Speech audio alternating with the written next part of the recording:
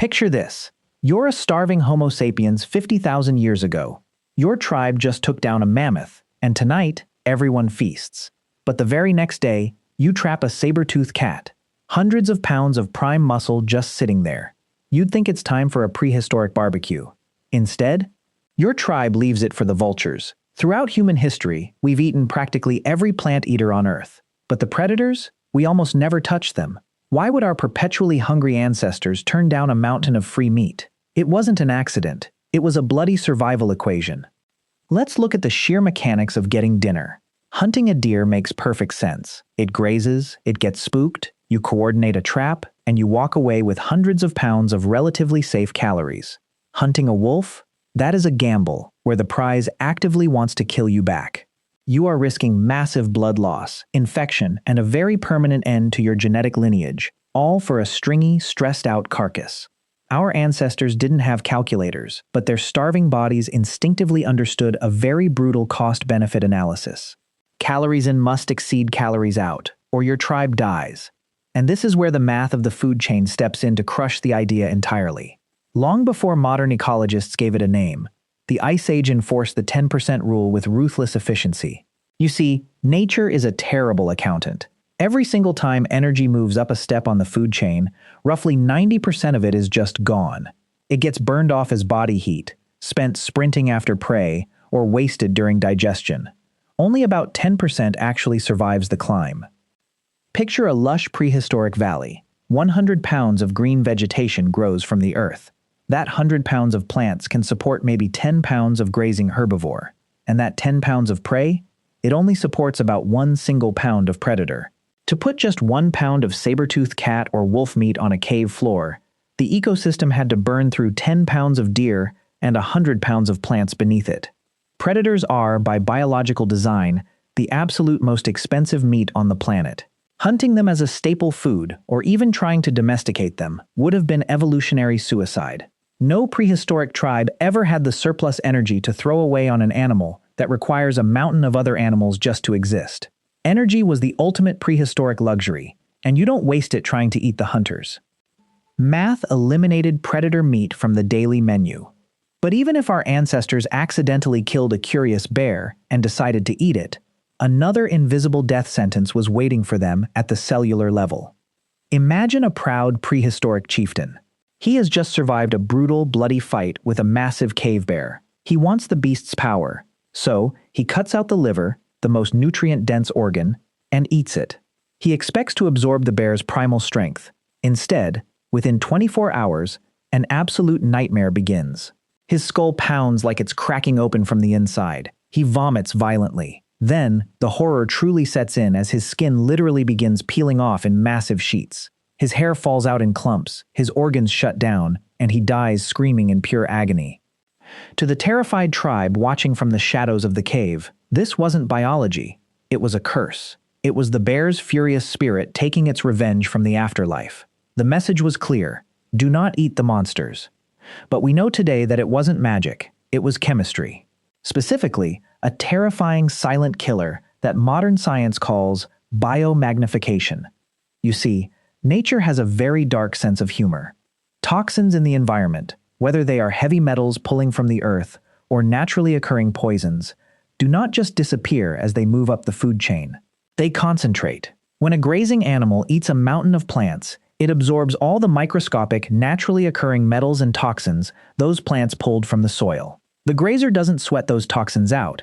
It stores them, locking them deep inside its fat and organs. Then, a predator comes along. A wolf or a bear doesn't just eat one grazer. It eats hundreds of them over its lifetime, absorbing every single ounce of their stored poison all at once. By the time you reach the very top of the food chain, you are no longer just looking at an animal. You are looking at a walking, breathing vault of concentrated poison. Apex predators spend their entire lives quietly hoarding the toxic baggage of every single creature beneath them. That chieftain wasn't cursed by a spirit. He was poisoned by an ungodly, lethal concentration of vitamin A and heavy metals that the bear had spent a lifetime stockpiling. This invisible biological rule is so absolute that modern agencies like the WHO and the EPA still issue urgent warnings about it today. It's the exact same reason your doctor tells you to be careful eating shark or swordfish. The predators are toxic. Our ancestors couldn't see the heavy metals. They didn't have the vocabulary for hypervitaminosis, but they saw the peeling skin, and they saw the agonizing deaths.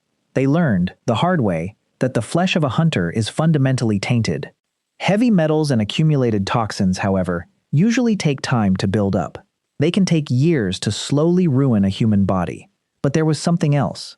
Something living hidden deep inside the tough, stringy muscle of a predator that didn't need years. Something that could wipe out an entire cave in a matter of days. Think about how a predator actually makes a living. They aren't ordering fresh, healthy salads. A wolf or a bear survives by hunting the slowest, the weakest, and the most diseased members of a herd.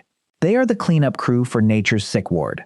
So, when an early human decides to butcher a cave lion or an omnivorous scavenger like a wild boar, they aren't just eating that one animal. They are eating a biological summary of every sick, infected creature that predator ever swallowed. You are eating the predator's diet, and that diet is crawling with things that want to eat you from the inside out. Enter the parasite trap. The CDC today constantly warns against eating undercooked bear or wild scavenger meat for one very specific, very terrifying reason: trichinellosis. Now, imagine a flickering prehistoric campfire. Roasting a thick, tough, gamey chunk of bear meat over an open flame is definitely not hitting the modern medical standard for a safe internal temperature. The outside might be beautifully charred, but the inside is lukewarm and raw.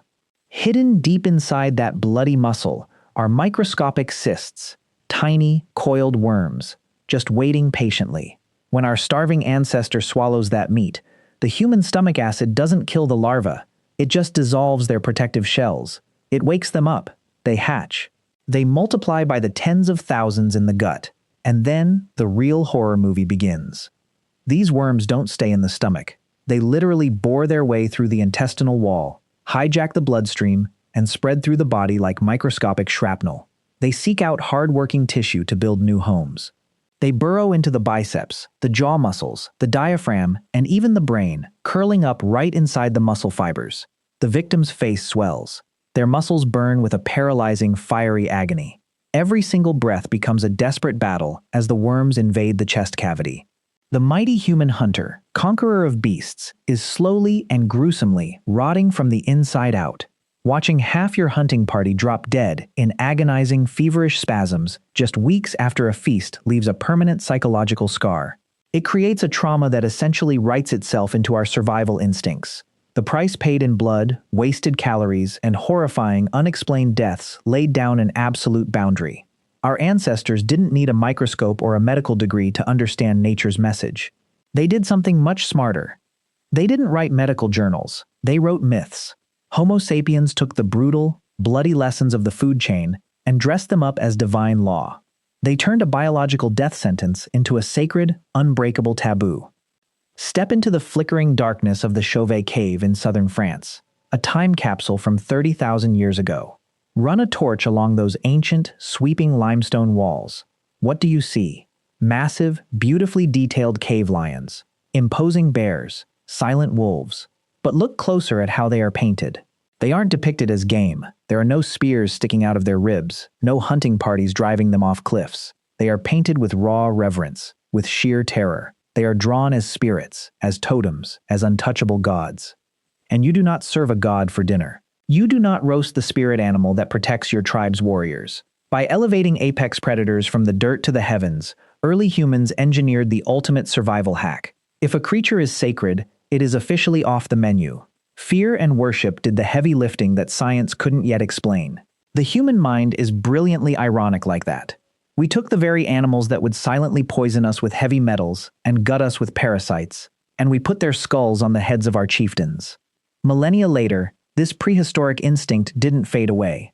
It just put on a robe, picked up a pen, and became organized religion. Long after the origins of the 10% energy rule were forgotten, the taboo survived. Read the ancient dietary laws of Leviticus.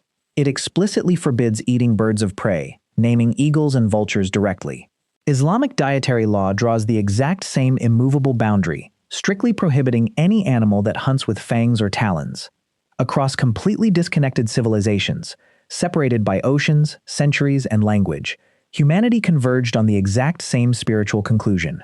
Biology drew an invisible line in the sand, but human culture built a towering stone wall right on top of it. So, the final answer was never just one simple thing.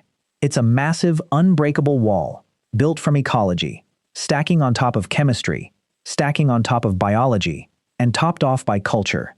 The ruthless math of the food chain made predator meat way too expensive to ever afford. Chemistry turned their flesh into a ticking vault of concentrated poison. Biology rigged their bodies with horrifying, brain-invading parasites. And finally, human culture stepped in to permanently lock the door, transforming those dangerous apex predators from potential meals into untouchable gods. All of these ancient forces silently pointing in the exact same direction. The flesh of the hunters was never meant to be on humanity's menu. Nature wrote that unspoken rule in blood, and our ancestors survived the ancient world strictly by obeying it. If you want to uncover more of the brutal, hidden secrets that kept our species alive, hit that like button and subscribe. We have a lot more history to dig up.